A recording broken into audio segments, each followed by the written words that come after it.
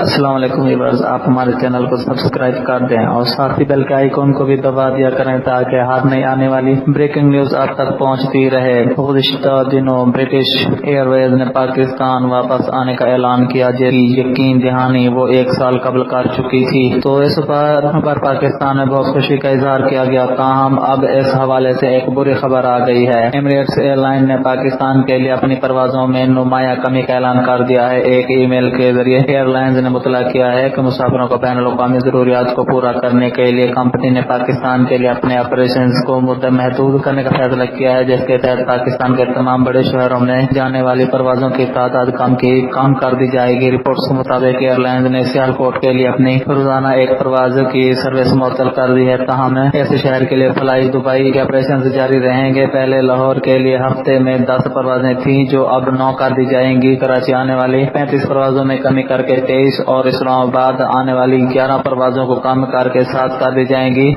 تاہم پشاور کے لیے پروازوں کی موجودہ تعداد برقرار رکھی جائے گی۔ اس فیصلے کا اطلاق 2019 کی دوسری سہ ماہی سے ہوگا۔